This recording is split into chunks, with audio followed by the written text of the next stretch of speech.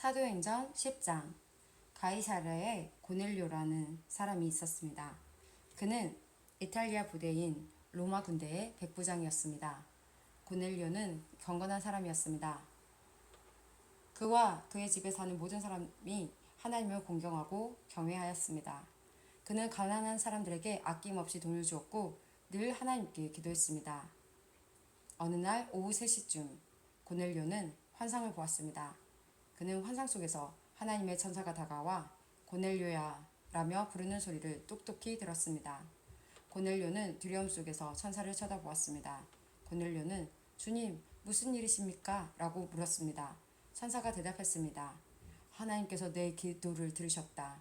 내가 가난한 사람들을 도운 것을 보셨으며 너를 기억하셨다. 지금 사람을 요바로 보내어 베드로라고 하는 시몬을 모셔오너라. 그는 가죽 제품을 만드는 시몬이라는 사람의 집에 묵고 있는데 시몬의 집은 바닷가에 있다.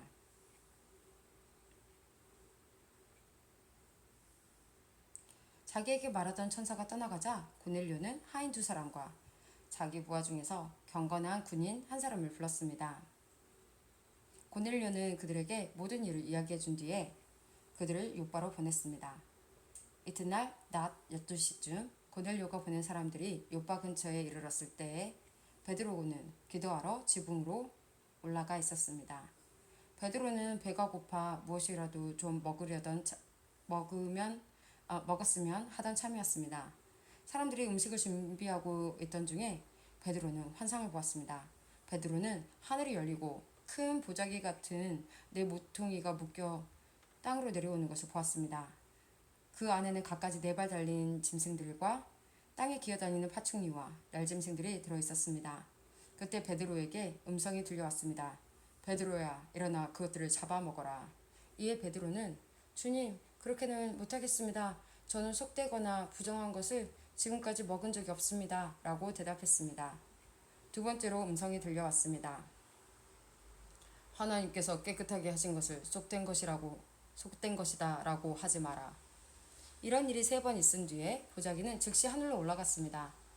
자기가 본 환상이 무슨 뜻일까 하고 베드로가 곰곰이 생각하고 있을 때 고넬료가 보낸 사람들이 시몬의 집을 찾아와 문 앞에 서 있었습니다. 그들은 문 밖에서 베드로라는 시몬이 여기 계십니까? 라고 소리쳐 물었습니다. 베드로가 아직 그 환상에 대해 생각하고 있는데 성령이 베드로에게 말씀하셨습니다. 시몬아, 3사람이 너를 찾고 있다. 일어나 내려가거라. 그들은 내가 보낸 사람들이니 주저하지 말고 그들을 따라가거라. 베드로가 그 사람들이 있는 곳으로 내려가 말했습니다. 내가 그대들이 찾는 사람입니다. 무슨 일로 오셨습니까? 그 사람들이 이렇게 대답했습니다. 저희는 고넬료라는 로마 백부장이 보낸 사람들입니다. 고넬료는 의로운 사람이며 하나님을 경외하는 사람입니다. 그는 모든 유대인들에게도 존경을 받는 사람입니다. 한 거룩한 처사가 고넬료에게 당신을 집으로 모셔다가 당신이 하시는 말씀을 들으라고 분부하셨습니다. 그러자 베드로는 그들을 집 안으로 불러들여 묻게 했습니다. 이튿날 베드로는 자리에서 일어나 그들과 함께 고넬료의 집을 향해 출발했습니다. 요바에서 온 형제 몇 명도 베드로를 따라갔습니다.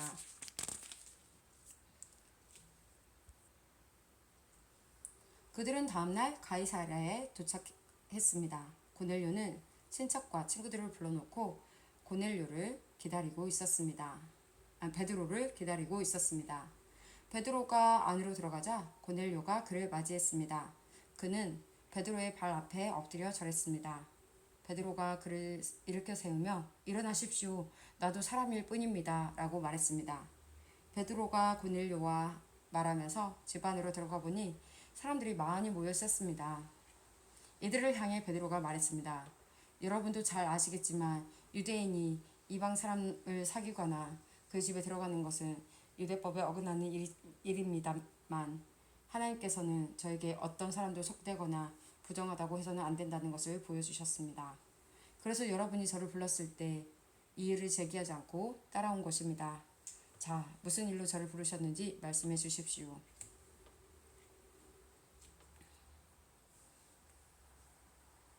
고넬료가 말했습니다. 4일 전 이맘때쯤, 그러니까 오후 3시쯤에 집에서 기도하고 있는데 갑자기 눈부신 옷을 입은 사람이 제 앞에 서 계셨습니다.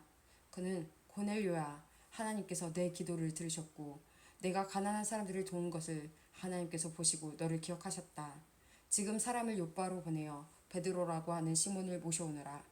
그는 가죽 제품을 만드는 시몬이라는 사람의 집에 묵고 있으며 시몬의 집은 바닷가에 있다. 라고 말씀하셨습니다. 그래서 나는 곧 당신에게 사람을 보냈습니다. 그런데 이렇게 와주셨으니 참 잘하셨습니다. 이제 우리 모든 사람은 주님께서 당신에게 하라고 명령하신 모든 말씀을 들으려고 하나님 앞에 모였습니다. 베드로가 입을 열어 말했습니다. 나는 참으로 하나님께서는 사람을 외모로 차별하지 않는 분이시라는 것을 깨달았습니다. 하나님께서는 어느 나라 사람이든지 하나님을 경외하고 옳은 일을 하는 사람을 받아주십니다. 하나님께서는 이스라엘 백성에게 말씀을 보내시고 예수 그리스도를 통해서 평화의 복음을 선포하셨습니다.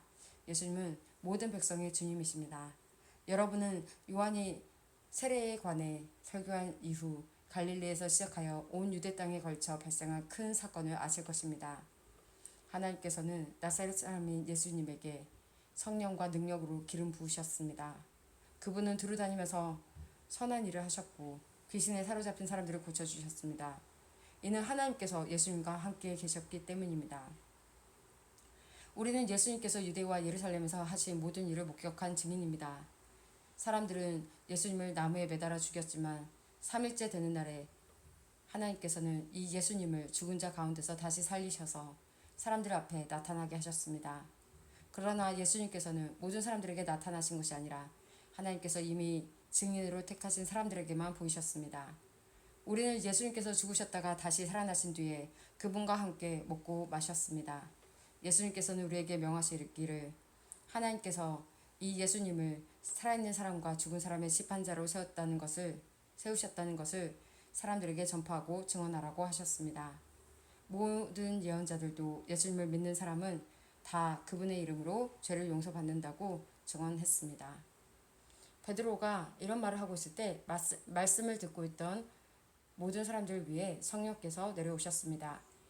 베드로와 함께 온 할례받은 신자들은 하나님께서 선물로 주신 성령을 이방 사람들에게까지 부어주시는 것을 보고 깜짝 놀랐습니다. 이방인들이 방언을 말하고 하나님을 찬양하는 것을 그들이 들었기 때문입니다. 그때 베드로가 말했습니다. 이 사람들이 우리와 마찬가지로 성령을 받았으니 이들에게 물로 세례를 주는 것을 누군들 막을 수 있겠습니까? 베드로는 그들에게 예수 그리스도의 이름으로 세례를 받으라고 명하였습니다. 그때 그들은 베드로에게 자기들과 함께 며칠 더 머물다 가라고 부탁했습니다. 사도행전 11장 사도들과 유대에 있는 성도들이 이방인들도 하나님의 말씀을 받아들였다는 소식을 들었습니다. 그래서 베드로가 예루살렘에 올라가자 할례받은 신자들이 베드로를 비난했습니다. 그들은 베드로에게 당신은 할례받지 않은 사람의 집에 들어가 함께 식사를 하였소? 라고 말했습니다. 그래서 베드로는 모든 사실을 질서정연하게 설명하기 시작했습니다. 내가 욥바에서 기도를 하고 있는 중에 환상을 보았습니다. 하늘에서 큰 보자기 같은 것이 내 귀퉁이가 묶인 채 내 앞에까지 내려왔습니다. 그 속을 들여다보니 거기에는 4발 달린 짐승들과 땅에 기어다니는 파충류와 날짐승들이 들어있었습니다. 그때 베드로야 일어나 그것들을 잡아먹어라 하는 소리가 들렸습니다. 그러나 나는 주님 그렇게는 못하겠습니다. 저는 속되거나 부정한 것을 지금까지 먹은 적이 없습니다. 라고 대답했습니다. 그러자 하늘에서 다시 음성이 들려왔습니다. 하나님께서 깨끗하게 하신 것을 속된 것이라고 하지 마라. 이런 일이 3번 있은 뒤에 모든 것이 다시 하늘로 올라갔습니다. 바로 그 순간 내가 묵고 있던 집에 3 사람이 찾아왔습니다. 그들은 가이사랴에서 내게 심부름을 온 사람들이었습니다. 성령께서 나에게 주저하지 말고 그들을 따라가라고 말씀하셨습니다. 여기에 있는 형제 6사람도 나와 함께 고넬료의 집으로 갔습니다. 고넬료는 우리에게 천사를 본 이야기를 해주었습니다. 천사가 그에게 내려와서 서더니 사람을 요바로 보내어 베드로라고 하는 시몬을 데려오너라. 그가 내가 그가 내게 너와 내 온 집이 구원받을 말씀을 전해줄 것이다 라고 말했다고 합니다. 내가 입을 열어 말하자 성령께서 처음에 우리에게 내리셨던 것과 똑같이 그들에게도 내리셨습니다. 그때 나는 요한은 물로 세례를 주었으나 너희는 성령으로 세례를 받을 것이다 라고 하신 주님의 말씀이 생각났습니다. 하나님께서 우리 주 예수 그리스도를 믿었을 때 주신 것과 똑같은 선물을 그들에게도 주셨는데 내가 누구이기에 감히 하나님께서 하시는 일을 막을 수 있겠습니까? 할례 받은 신자들은 베드로의 말을 다 듣더니 더 이상 할 말이 없어졌습니다. 그들은 하나님을 찬양하며 이제 하나님께서는 이방인에게도 생명에 이르는 회개를 주셨다라고 말했습니다. 스데반의 일로 발생한 박해 때문에 많은 신자들이 흩어졌습니다. 그들은 베니게와 키프로스와 안디옥까지 피해가서는 오직 유대인에게만 말씀을 전했습니다. 그들 중에는 키프로스와 구레네 출신 사람이 있었는데 이들은 안디옥에 이르러 그리스 사람들에게도 주 예수님에 관한 복음을 전했습니다.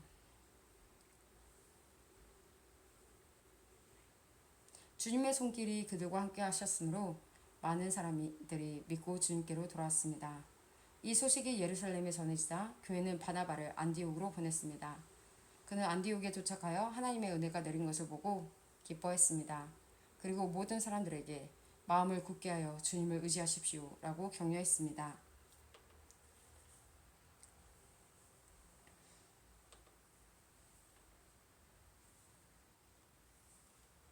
바나바는 착한 사람이요 성령과 믿음이 충만한 사람이었습니다.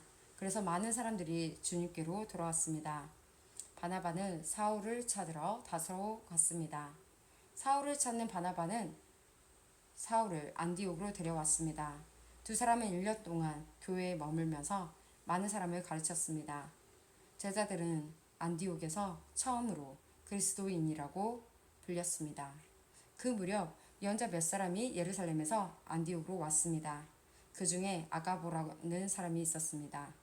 한 번은 아가보가 일어나 성령의 감동을 받아 예언하기를 온 세상에 큰 기근이 닥칠 것이라고 말했습니다. 그런데 실제로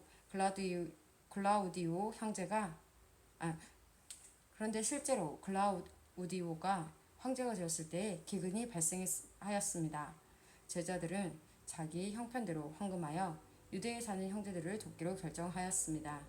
그들은 돈을 모아서 바나바와 사울 편에 예루살렘에 있는 교회의 장로들에게 보냈습니다. 사도행전 12장. 이 무렵 헤롯 아그리빠 왕은 교회에 속한 몇 사람을 박해하려는 계획을 가지고 그들을 사로잡았습니다. 그는 요한의 형제 야고보를 칼로 죽였습니다. 헤롯은 유대인들이 이 일로 기뻐하는 것을 보고 베드로마저 잡으려 했습니다. 그때는 무교절 기간이었습니다. 헤롯은 베드로를 붙잡아 감옥에 넣고 군인 4명씩 네 배에 맡아 지키게 했습니다.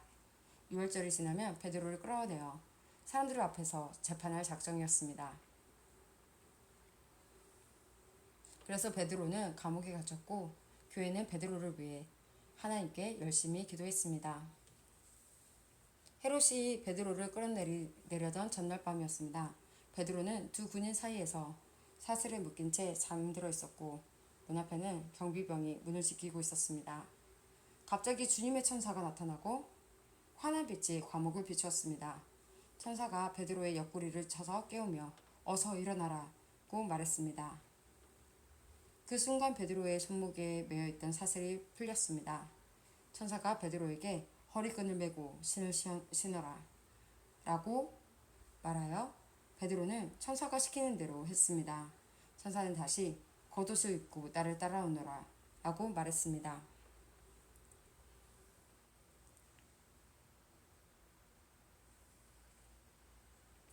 베드로는 천사를 따라 밖으로 나가면서도 천사가 하는 일이 꿈인지 생시인지를 알지 못했습니다.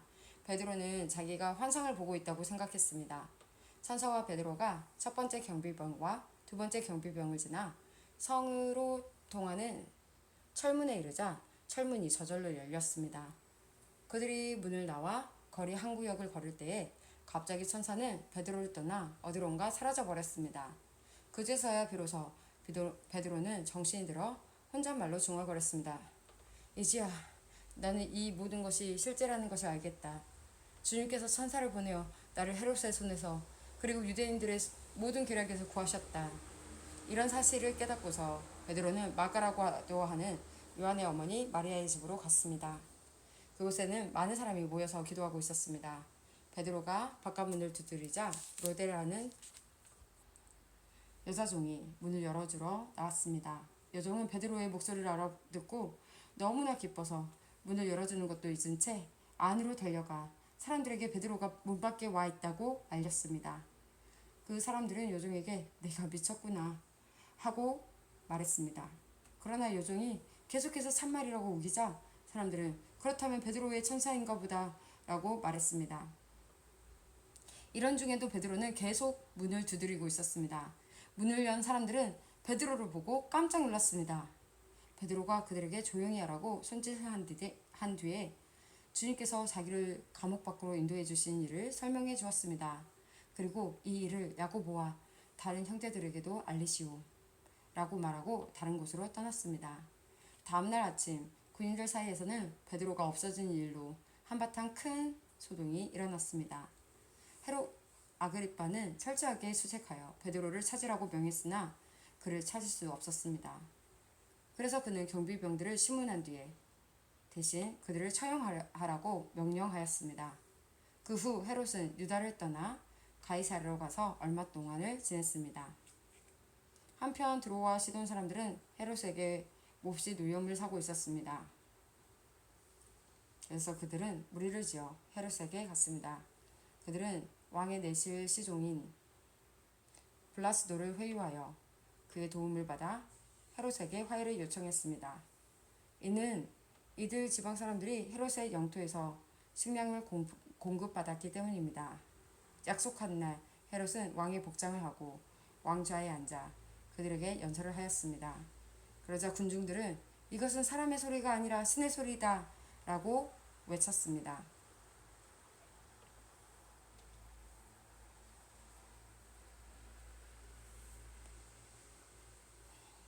그러나 헤롯이 하나님께 영광을 돌리지 않았기 때문에 주님의 천사가 즉시 헤롯을 내리쳐서 헤롯은 벌레에 먹혀 죽고 말았습니다. 하나님의 말씀은 점점 더 널리 퍼져서 믿는 사람이 많아졌습니다. 바나바와 사울은 자기들의 사명을 다 마치고 마가라고도 하는 요한을 데리고 예루살렘에서 돌아왔습니다.